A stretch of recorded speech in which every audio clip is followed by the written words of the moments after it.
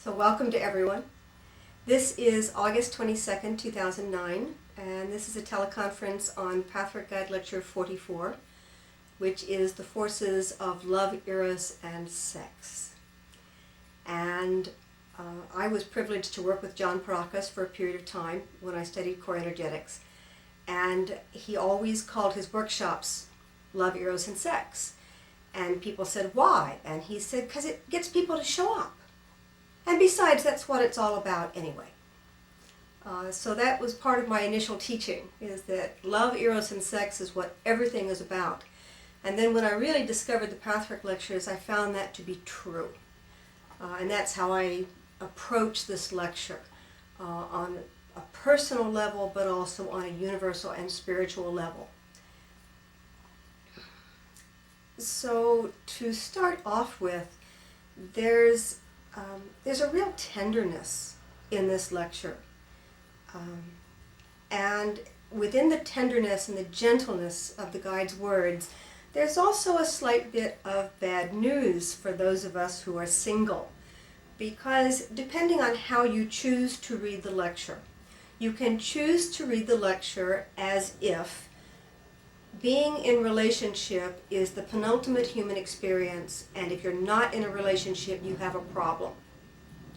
I want to be very firm and strong about this, that is an interpretation, and that is not what the lecture says. But it can give an impression that this lecture is about people in relationship or who want to be in relationship. And so the question that comes up is, what if you're single? What if you're single and that's how you have been, and perhaps that's how you may be for some period of time? If you're older, perhaps for the rest of your life. This has been my situation for the past couple of decades. So I did a lot of thinking about this. What about me? If this sounds so luscious and so wonderful and so divine and spiritual, where's mine? What do I do to find love, eros, and sex? And from the beginning with my teaching in core energetics and in pathwork, what was brought to me, what was offered to me, is that more universal sense of what this lecture is about. And so there's a place where, yes, you can experience all these in a human relationship, but you can also experience all of these feelings, depth of feelings, movements, soul movements. All these things exist in many, many other aspects of life. So I mention this to draw this from the personal or the human up into a larger reality, that every human being experiences these three forces. And it's just a matter of where you are at the moment as to how you may hear the words.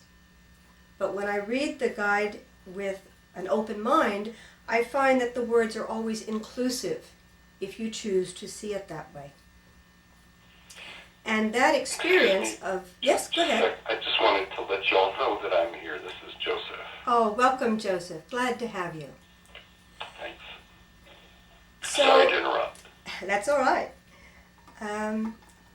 I appreciate interruptions. Let me say this. If you have any questions or you don't understand what I'm saying, heaven knows I'm not always clear, please go ahead and interrupt, because it's important. The information is being given as a communication, and if it doesn't communicate, or if I don't know you're there, then that kind of leaves off an element of communication. So I'm glad to know who's on board, even though we've turned the chimes off.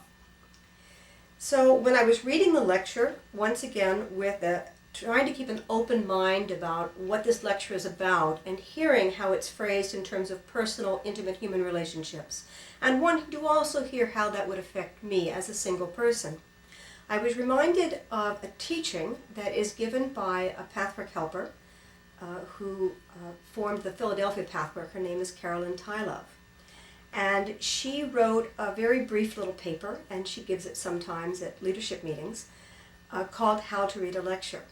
And I found her point of view exciting and refreshing.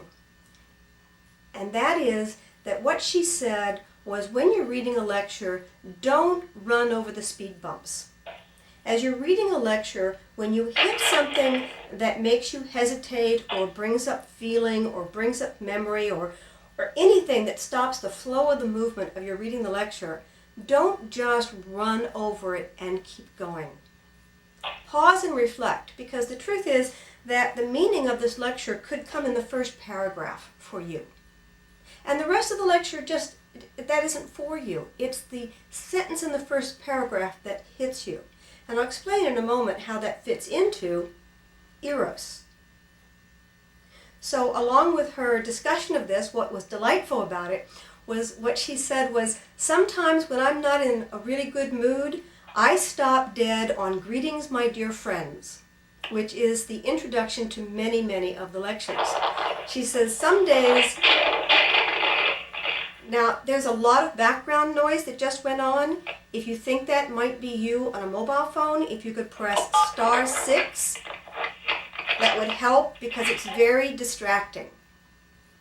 There we go, thank you. So Carolyn says, stop when you hit a phrase that hits you, and sometimes if that's the very, very first words, "Greeting, my dear friends," stop there and deal with the feelings that come up at that moment, rather than racing ahead. Okay? So as I'm reading the lecture, I think it was in the first paragraph where I got hit with a sentence.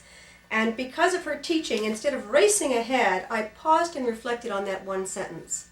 So I invite you, as you read through the lecture, to consider whatever strikes you, whatever calls to you, whether it's positive or negative. Stop there and be real with what is happening to you in the moment as you read the information. It makes the lectures fresh and alive, and gives you different places to go, because you'll stop at different places during different readings.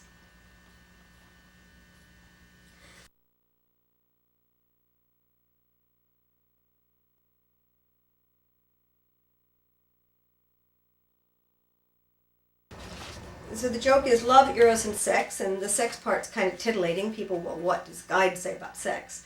So I thought that I would go through them a bit, and I thought I'd go ahead and start with sex. And one of the reasons is that in September, I'm going to be doing a whole teleconference on Lecture 207, which is the spiritual significance of sexuality. So I didn't think that I needed to devote too much time in this teleconference to that. And for those of you who are most interested in that, we put that first on the plate. Like John said, that's what people are interested in.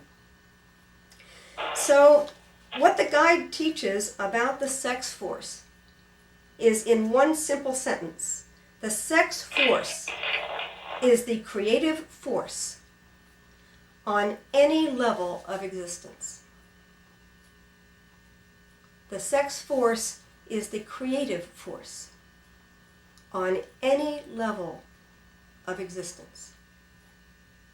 So as I said in the beginning, you can hear this on a primal human level, you can hear it on a species or civilization level, but you can also hear this in the unitive plane, that the sex force, expressed in different ways and in different phases and energetic realms, is the creative force throughout the universe. Again, I'm hearing a lot of background noise. If people could hit *6 and silence their phones, it would be appreciated here.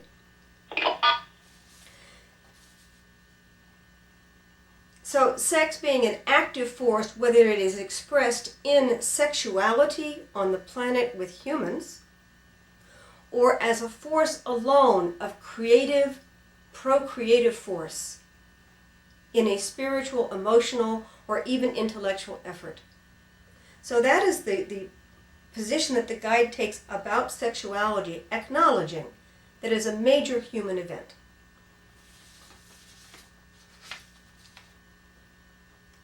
So he goes on to say that pure sex, the sex force alone, without eros and without love, is utterly selfish. Now again, you can read that as saying, oh, I must be bad when I'm having sex. Or you could consider that it simply is utterly selfish. And if sex is the creative force in the universe, the most powerful creative force, then what quality of being purely selfish mixes with being a powerful creative force in the universe? It would sound like these two don't fit. And yet the guide is saying that this would be about the pure sexual force, once again, without the influences of love and without the influences of Eros. So the fact that something in its purity is fundamentally self-centered does not make it negative or bad, but it is something to consider.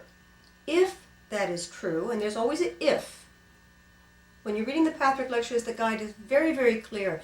Do not accept what he says. Think about it, work with it, argue with it. It is a gift for you to consider, not a command. So in terms of sex as the possibly being utterly selfish, what would that mean? And the guide goes on to say that, for instance, if sex mixes with love, such as in a long-term relationship, there can be affection, there can be caring, there can be a number of very, very positive elements in a relationship. But without the element of Eros, it lacks a spark. That when you mix sex and Eros, you can get a lot of energy going. And yet, that energy doesn't have any place to land if there is only sex and Eros. So there's a driving force and a spark of energy, a soul movement of exploration. With those two together, it is possible that this could remain in an area of actual avoidance of long-term intimacy. And I think that explains what the guide is saying about sex alone being utterly selfish. That movement and creativity without consideration of another is about our creativity and our driving force and our ability to manifest in the world, in energy and in spirit, rather than about relationship or a loving community with other people. So without going into negativity about selfish, the sex force simply isn't complete in and of itself. The other thing that the guide speaks about is that sexuality always manifests at first in a very selfish and immature way. That's how we are as we grow up. And because a lot of human beings are not spiritually strongly developed, there's a lot of sexuality on the planet that isn't mature. And so societies have had to deal with this. They've had to deal with the strong creative force that is being moved and held by people who are not particularly emotionally or spiritually mature. And that this has led to the condemnation of sex among cultures and philosophies. And again, this is where I found a bit of tenderness. He simply says that was in response to a reality. That because sex was misused and misunderstood and misapplied, it became aligned with badness and became I don't want to use the word equivocated, but it's some word like that. Equivocated is not the right word. But sex equals sin is in effect a solution to the difficulties of the fact that we haven't fully developed and we haven't certainly matured all around across the planet in our attitudes towards sexuality. And of course, once sex is put right next to sin and hooked to it, then we don't want to go there. So it's an invitation for a terrible vicious circle where sexuality remains immature and underdeveloped because it's been associated with negative aspects of human life.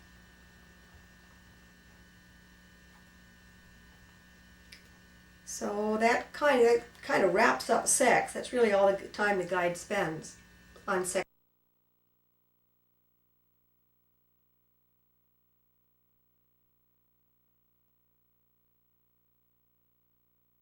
So the next thing I'd like to take a look at is love. There isn't a specific lecture on love in the positive in pathwork. Jan, Yes. what you just said about the immaturity of that seems to me is what the creation of the word lust expresses. Yes. Mm-hmm. And if one is fearful of being lustful, then they might shortchange themselves by being fearful of following through legitimate expression. Yes. So on some level you could think of lust as being like, what's the word for wanting to eat a lot? I've forgotten the word. Gluttonous? Gluttonous, yes. On some level you can think of lust as being gluttonous. If we have felt starved for both nutrition and pleasure in food, we may tend to reach out with great voracity and overeat or grab things and literally shove them in our mouth because we are missing out on some of the key elements of the pleasure of eating. And lust might be analogous to that in the sense of, because we don't have a mature and lovely experience of sex, and yet we want the experience because we really intuitively know the power and the beauty of it, we might reach for it with a strong forcing current. So yeah, that's a really good analogy of where sex goes. Thank you. Mm-hmm. So, and please ask questions if we want to go along, because I really appreciate your contributions. So on the next of the triad, looking at love, the guide says that love is a permanent state in the soul. And he also says that pure love does not exist on this planet. Again, you can read that as negative. What do you mean I don't have pure love? I have great love. All the guide is saying is you have human love at the height of its maturity and development. You have the most love that a human being can manifest, which is a great and wonderful thing. But of course the guide is talking of pure love, and he is speaking from a place that we are not embodied in. He is speaking of a larger container. So without being negative about the container we live in, which is the human plane, the guide is saying the full experience of pure love is something that a human being does not necessarily experience, except during moments. Love also does not come at random. Love doesn't dart. Love is not a movement like sexual force or erotic force might be, or the force of Eros, or the force of a number of things. That love would be more of an oozing. Love would be more of a state of being, rather than the thing you do that manifests the love itself. So love does not come at random. It does not come and go depending on the quality of the person who is being loved. There was a quotation that I read at a ceremony once by Thich Nhat Hanh, and it says, "True love contains respect. If you are motivated by some desire, that is not love. Desire is not love." And that's why the triad, the complete quality of loving relationship, needs to include the other elements as well. Love was not meant to be the only compartment, the only item in a relationship. A relationship is not being asked to support only love. That there are other forces that add to, that help love breathe, that help love stay alive, that help it develop to the fullness of its ability. So the other quality of love is that, like many other qualities that we are trying to develop, love is a matter of balance. Love is a matter of finding areas that don't work and strengthening and encouraging and creating a container for them. And at one point, what I loved about the lecture was the guide said, if you are out of balance in some quality, then part of the incarnatory process, which is a facet of pathwork, whether you accept it or not, is certainly up to you. But if you believe in the incarnatory process, which means we come back many times in our development as spirits, that if something is missing from you, you may come back in one lifetime, I'll use the word a little lopsided, so that you can mature and advance and develop a part of you that is not yet fully developed. So that our lives as human beings are not the full spectrum of who we are. Our lives as human beings reflect what we have chosen to do on this small portion of unitive reality. That we as human beings are much bigger in spirit than we are how we appear at the moment. And that we may have manifested to learn a certain lesson that requires we be out of balance for a while, because the plan is that we want to come back into balance. So that being the element of love. And the reason I went through these other two so quickly is that I find the strongest teaching in this lecture to be about Eros. That's the one. That's the element that I have not found addressed as strongly or as beautifully in any other philosophy or any other lecture as it is in this one. So I'm a little enthusiastic because I find it delightful. So Eros, what is Eros? And the guide says that Eros is one of the most potent forces in the universe. He calls sex the creative force on any level of existence. But it's like Eros is the engine. Eros is what gets the creative force started. Eros is what starts the process of our learning to be in love.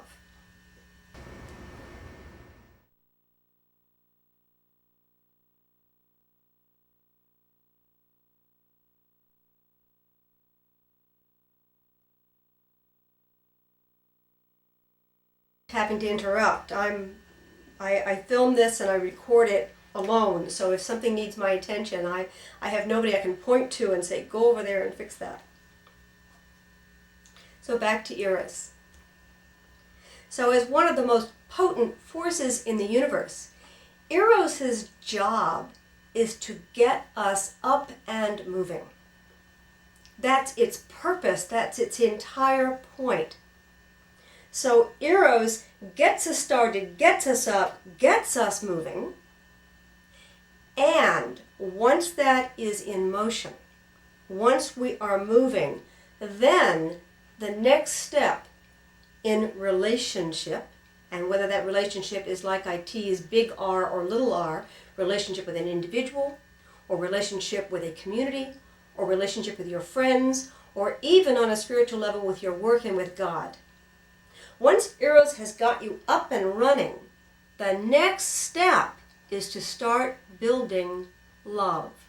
To start building that steady state, that permanent state in the soul of love. And because Eros' job is to get you moving and get you up and going, it naturally cannot last forever. Eros is like one of those lovely annual plants. It is designed to die so that it has the opportunity to be reborn. In other words, it's, once again, think of it like a flower. Think of it like an absolutely gorgeous flower. The plant stores up this energy and it sends up the shoots and it goes up with this bud and it makes this riotously gorgeous creation. It's not meant to be a permanent state. It's meant to allow itself to be fragile and colorful and beautiful, but then the horse or the donkey or the insect eats it, or the person steps on it. And that's not the end. if the roots that support that plant have gone out into the earth and found nutrition and are ready to either go dormant for a while or just store up and wait until it's ready to send up another flower. So you think of Eros as the flower. It is the penultimate point of some types of creation. But it is not supposed to be a permanent state. So balancing those two, balancing the energy and the glory and the wonder of Eros, and also holding that it is meant to fade and come back. Fade and come back. Eros is a cycle rather than a steady state.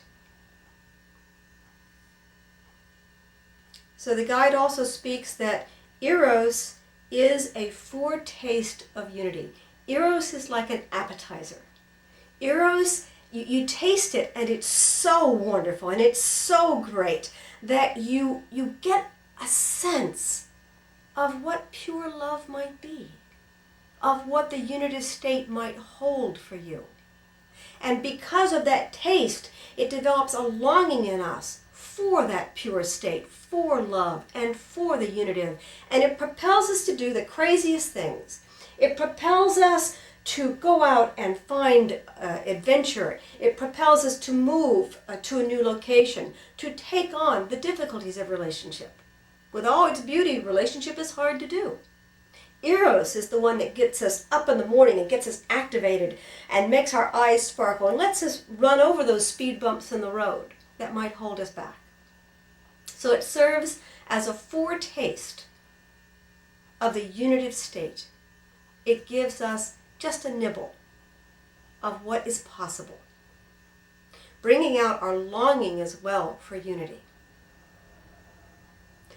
But if it doesn't do what it's meant to do, which is to bridge the gap, to lead us towards the development of love, then when it fades, there's little or nothing left. So, Eros alone, what is Eros alone? If sex alone is utterly selfish, Eros alone is analogized as platonic love. So Eros alone is simply an enthusiasm to be with, to do, to engage, to participate. But you can feel it. There's what happens next. And when Eros fades, and we come back. So if you think of Eros, Eros leads you out the door to do things. And then when we're done, or we get tired, or the task is over, we come home. If there's nothing at home in our soul, in our emotional life, if there's nothing at home to come home to, then it can feel like Eros is gone and so is the sun. That without the flower, everything's over, everything's done.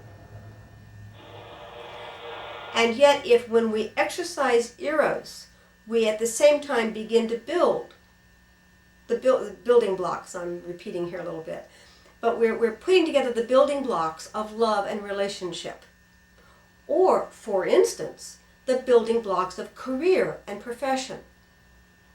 Or the building blocks of, I have Eros for a lovely home, and I went out and I spent some time in an area and really enjoyed it. Now I'm going to go home, I'm going to get on the phone, I'm going to start the hard work of doing whatever has to be done to create such a home for myself.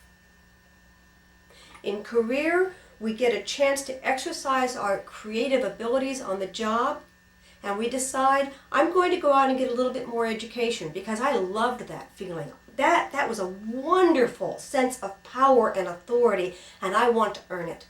I want to have the credentials. I want to have the teaching. I want to have the learning that I need so that I can put my name forward and have more of that. So that I can turn around and you can feel the repetition in this. And these are just as valid as having Eros for a person and having a great time and enjoying them. And then when that fades off a little bit and you're not so excited about this, but you have agreed to spend time and you have started the process of getting to know this person better And that process will carry you. And then Eros has a chance to flower again, so that you have another burst of enthusiasm about this relationship. So Eros alone being wonderful, but it doesn't necessarily build or create anything of lasting value. Now, because of that, you can probably see where Eros and erotic is simply a strong force of Eros, rather than thinking of it as lascivious or promiscuity or pornography. Erotic is putting a lot of energy into the force of Eros so that its purpose is for its own benefit. So the erotic force on its own can be so exciting and so wonderful that when it begins to fade, we can have a tendency to want to go out and regenerate it, even if we're pushing a little bit. So the erotic force carries the beauty of Eros. But if we simply insist that that's all we want, we may find that we're having to make it up, that we're having to synthesize it, that we're having to scramble to get events and circumstances to support another burst of Eros. Because without the other two, without the creative force of sex or the creative force, and without love as a permanent state of unity, when all you've got is Eros, then all you can look forward to is another burst of Eros. And then another burst of Eros. So it gets you up, it gets you out the door, it gets you excited, and then it's like you crash and burn after Eros is gone. Instead of having used that time period to start to build the building blocks of a container to hold a more developed spirit, more pleasure in life, and companionship or a job or an artistic endeavor. So that's if you are only using Eros. Now, there's another aspect to Eros, and that is that if you overuse Eros, and especially if you overuse Eros coupled with the sex force, it is actually a way to avoid intimacy. Because true intimacy comes from the quality of love. Eros is about getting and finding and wanting to keep love. The sex force is about being creative and active. But love is what's underpinning all these. So that if you focus only on Eros, and especially if you couple it with the sex drive, you can have a cycle that goes very, very strongly on a continual basis. But it doesn't really get anywhere. And it can actually mask or prevent the very intimacy that it can look like it's seeking. On the other hand, if you love the erotic force and it's very exciting to you, and you are not afraid of where it leads you, you can spend a lot of time in an Eros-filled environment. You can create a life that has a lot of Eros over and over again in many, many different planes. And you can be very open to that experience without necessarily being open, again, to the experience of deep intimacy. There's something that people who have been married a long time learn, and that is you have to fall in love with that person over and over again.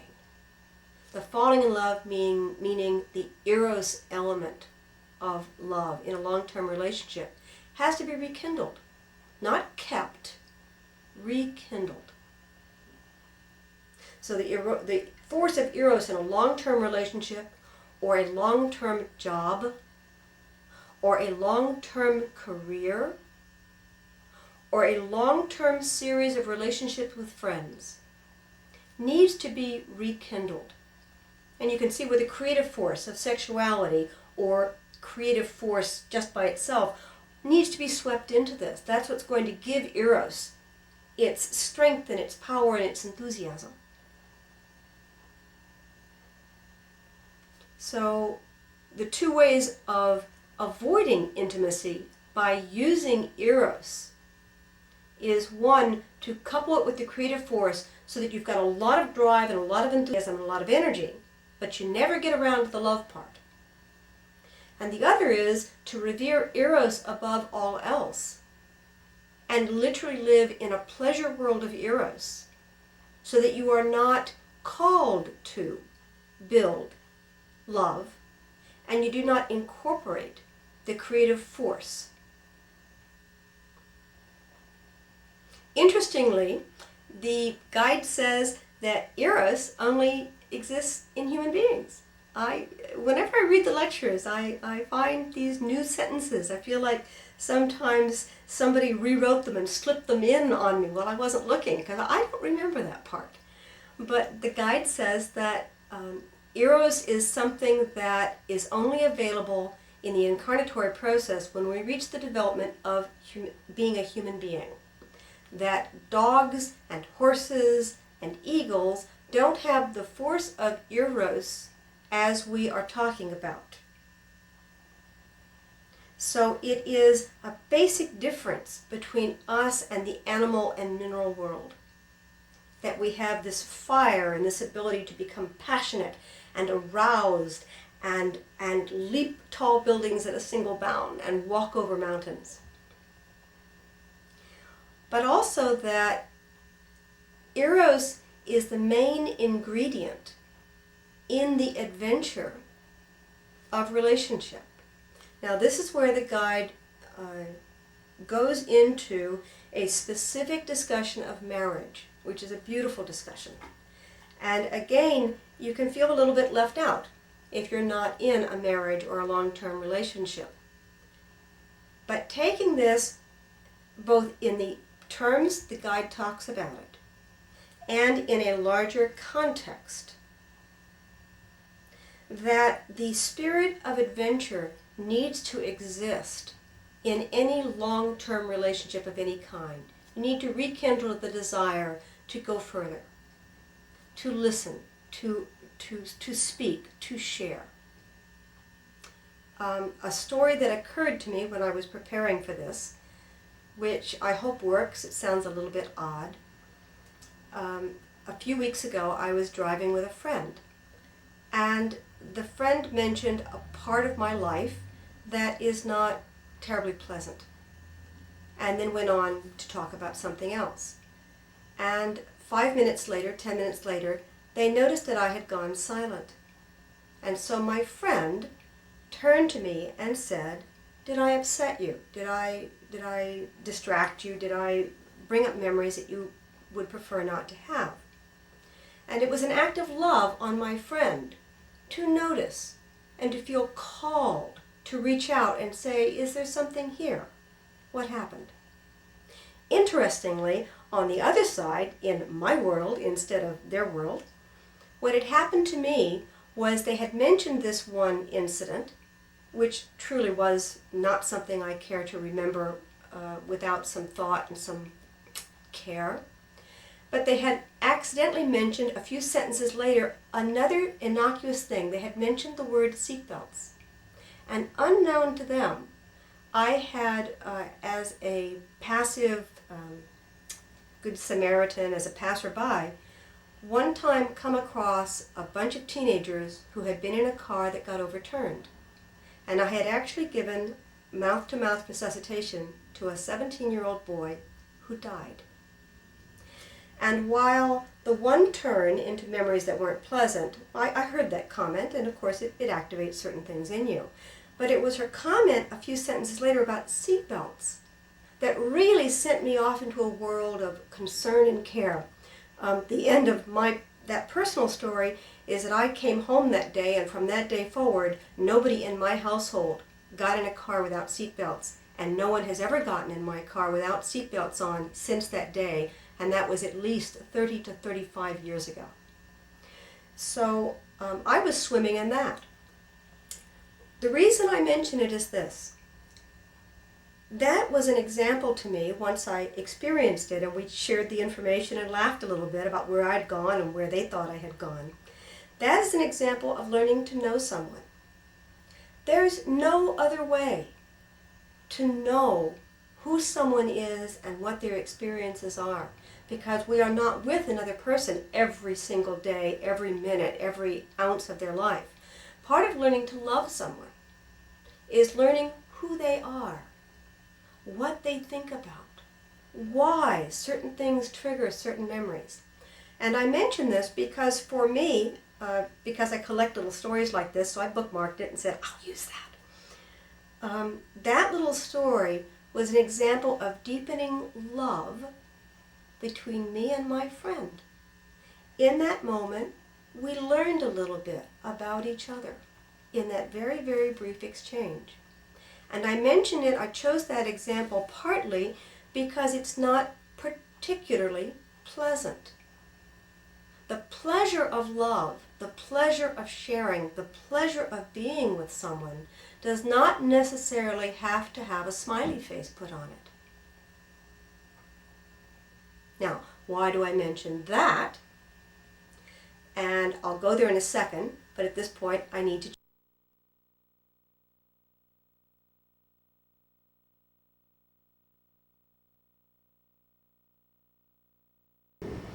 Now, part of me feels like I just did a cliffhanger on you, and perhaps I did, wasn't intended, but I found that interesting. So this is part 2 of the teleconference on Pathwork Guide Lecture 44, The Forces of Love, Eros, and Sex. And where I was about to go, after telling a story about that was intended to exemplify that love and Eros don't have to have a smiley face put on them. They don't have to be a happy experience, is to go into the part of the lecture that talks about the point of Eros. And as I said, the point of Eros is to get you going, to get you moving. But why? And underneath that, the reason for why is that we have a deep longing for unity. That I call it the plan of salvation. That's probably not a good term, but that's what I call it. That the plan of salvation from a spiritual level involves finding and creating unity in the universe.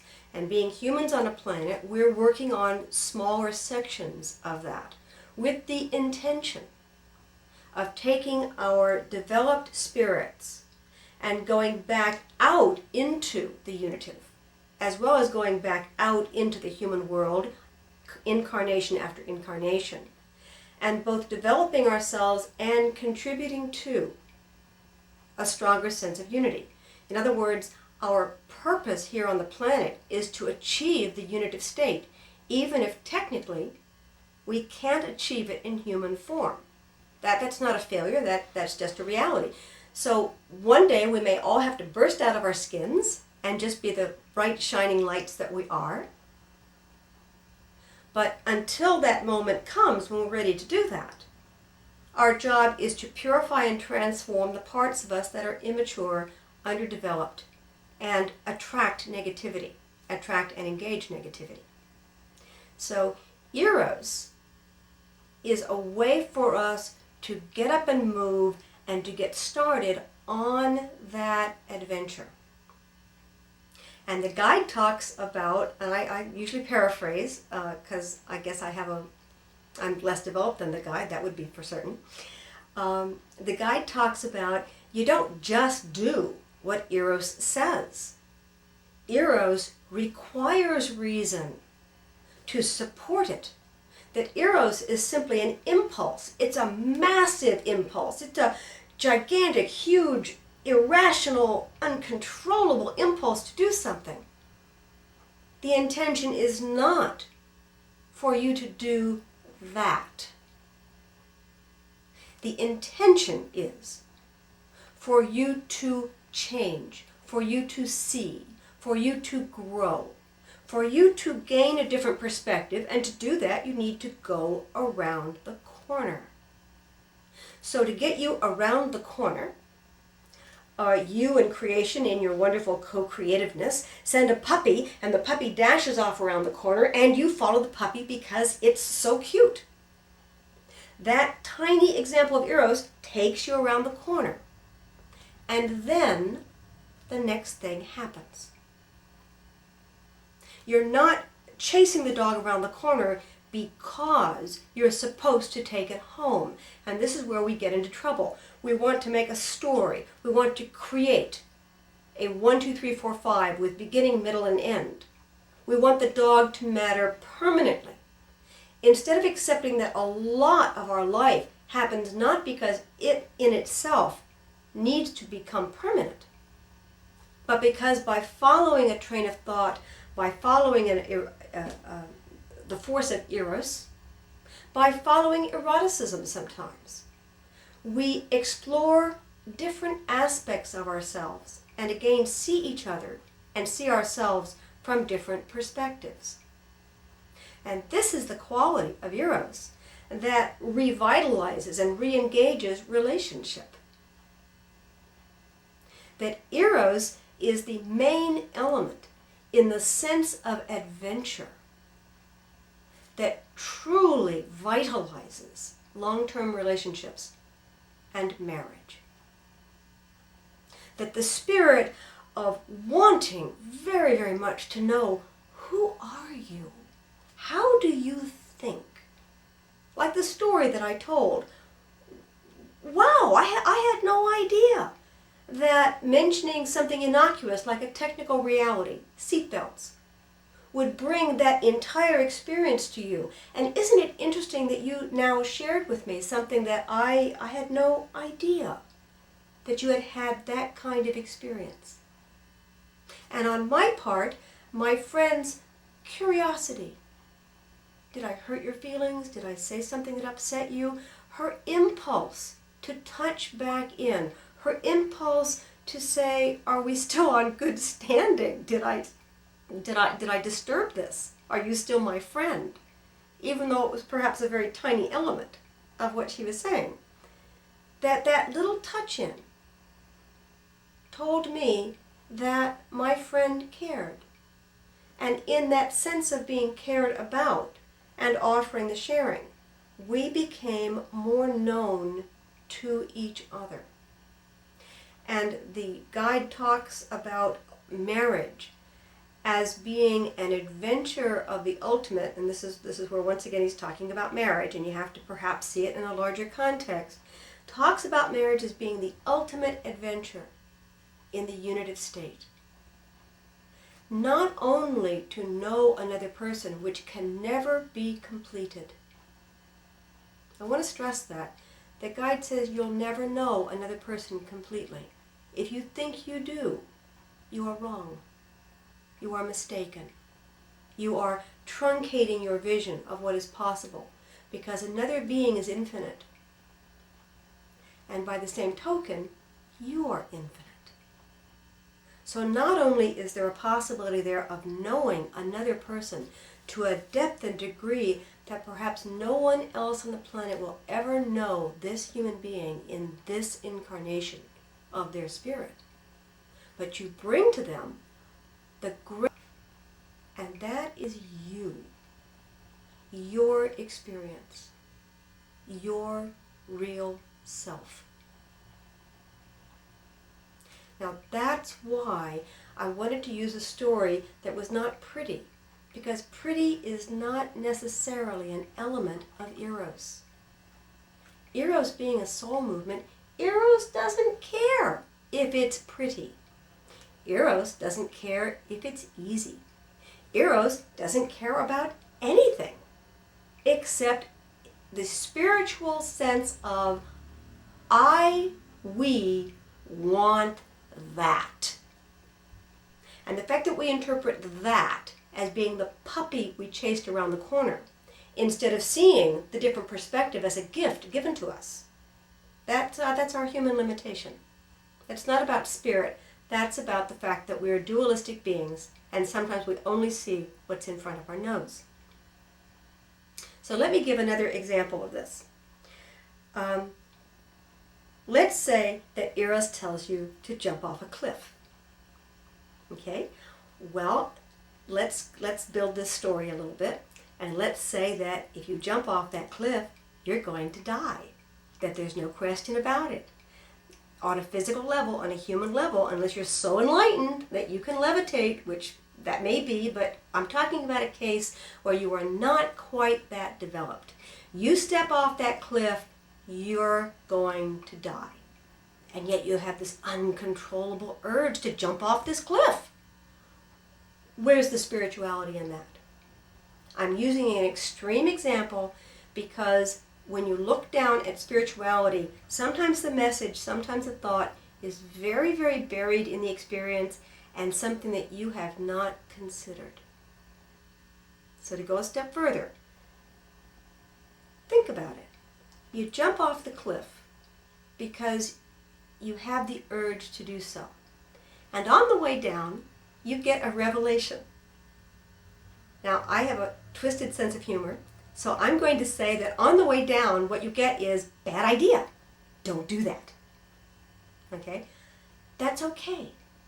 Because the jumping off the cliff and the dying may have reflected, in an absolute sense, things you were doing in your life anyway, but you weren't getting it.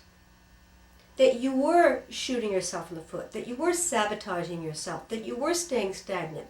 But all these things were happening on such a very subtle and minor level that you weren't getting, that you were not progressing, that you were managing to stay stuck. So Eros comes along and says, jump over the cliff. It'll kill you, but on the way down you may get the one thing you need to get going again as a spirit. Now, from a spiritual perspective, if you get that, the fact that you die is of little or no consequence, because we are immortal, we are eternal, and whether you come back on this planet or you go into spirit. And I tease a lot about the incarnatory process because the guide is sometimes very specific about it. So you die and you float up into the ethers and you go into the world of unity, and your teachers all gather around you and say, what did you learn? And you say, don't do that. And they say, why? Because that's the end of my life. So I need some adventure, but not that level of adventure. And they say, great, fabulous, congratulations.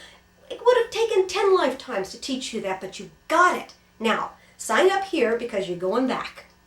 And we'll give you another lifetime, and now you can use that enlightenment that you got. And we'll give you an opportunity to move faster, and let's watch you take it. Let's see if you really become enthusiastic. Let's see if you really allow Eros to exist moment by moment in your life. Or whether you live another lifetime where you say no, no, no, no, until the response to Eros is extreme and cataclysmic. So what I'm trying to build here is the fact that just because Eros takes you over a proverbial or real cliff and real damage happens, that does not mean that you are not on top of your spiritual path.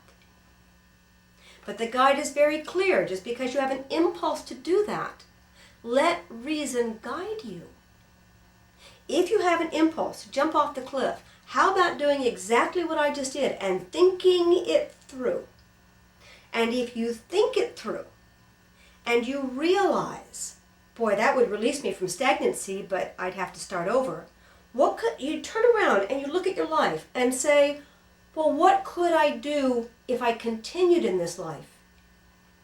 And I started letting Eros move me in modest, but still ways of movement. So I'm going to tie this all together. The idea is that Eros may tell you jump over the cliff, or that may be the interpretation you have of a sudden urge. It does not mean jump over the cliff, but it means something. We have a faculty of reason. We have faculties of interpolation, of thinking things through, of seeing what's around the corner, of getting what would happen if we jumped off the cliff. And we are meant to use those faculties. So the Eros itself is only one element of our life and our spirituality. It is not the element. And while it may be one of the most potent forces in the universe, that does not mean that when it says jump, you have to jump. The trick is to honor having noticed the urge to jump and to see where that takes you. Now, if I take that analogy and I pick it up and I squash it into dating and love relationships, what this might look like there is that Eros may lead you to go out with someone. Eros may lead you to go into relationship with someone. But that does not necessarily mean that this is your soulmate. That does not necessarily mean that this will be a 1-year, 10-year, lifetime relationship. As the Eros comes up, it may be saying, we need this experience to build us. There's a part where Eros may know on some level that there's a plan, and the plan is for you to be out in the future committed in a relationship with someone. But it's going to be rocky unless you get this now, and that relationship isn't on the table yet. It's not ready. The other person hasn't moved along enough so that they are ready to take that step. So in effect, while you're on your own, by falling in love with this person, by experiencing this personality, by being in a certain environment for a certain length of time, you have an opportunity to grow and to develop. The invitation is to take the opportunity and to notice. On some level, perhaps in some instances, you could simply honor the Eros and not do the action that it suggests, just like the urge to jump over a cliff. What if you saw yourself attracted to somebody and said, what is that about? Well, that person was very intelligent. I've never been attracted to anyone very intelligent before. And you go through in your head, well, intelligent people make me feel dumb. And when I feel dumb, I become needy. Well, that's not an enlightened point of view. So what if you began to work on that? And as a way of working on that, you engaged in friendships or relationships with people who were more intelligent than the groups that you have been involved with before. And you exercise that weak part in you, that undeveloped part in you. You, in fact, let it swim, let it fly. Let it grow up a little bit. But again, just because Eros sends you there does not mean that you're meant to stay there. So another way of looking at this, that may be difficult for some people, this is how I analyze human behavior. It's in this lecture as well. When you're in a relationship and it's not working, it has gone stagnant. Eros may pop you out of that relationship. The guide talks about a particularly male point of view and a particularly female point of view, saying that man carries more creative force than woman, and so man may be more prompted to reach out for Eros than the woman. The guide actually says that that's why man tends to be more open to polygamy than woman. So man is responding, these are all generalities, the guide is never specific in this. He's talking about a trend, a tendency. That man holding the active creative principle and women holding the receptive principle, that man may act out on this loss by incorporating Eros or letting Eros move through and moving out of the relationship. Now that can be seen as a negative, but it does bring things to the table sometimes. Woman, on the other hand, because she is more intuitive about relationship and perhaps more willing to compromise, more willing to sit with imperfection, may wind up creating stagnancy. And so the guide says that just because one person is faithful and the other person is not faithful, you have to look deeper than that in a relationship to see what the core issue is. If a relationship is stagnant and needs to be revitalized, these forces of Eros are ways to revitalize, even if the result is that it fractures or fragments the relationship. Not that that is good. but that there is something going on there that needs to be looked at. So again, the looking at another person, if you are in a partnership with someone and you find yourself gazing at another person with some level of lust or eros or interest, the question is, why?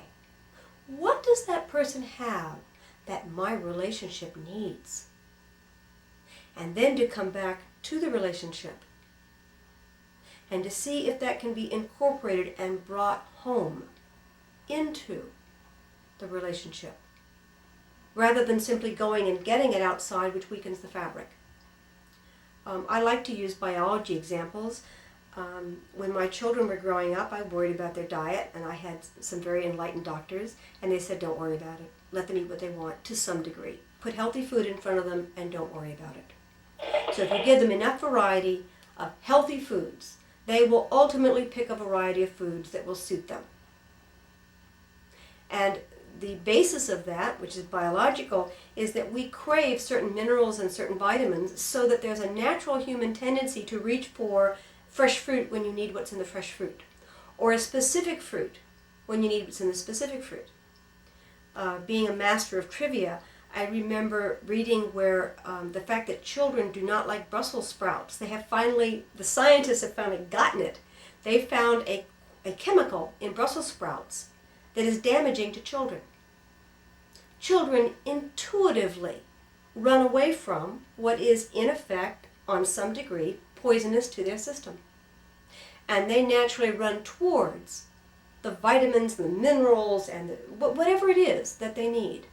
Children are an excellent example if they have not been biased or skewed, if this has not been artificially changed.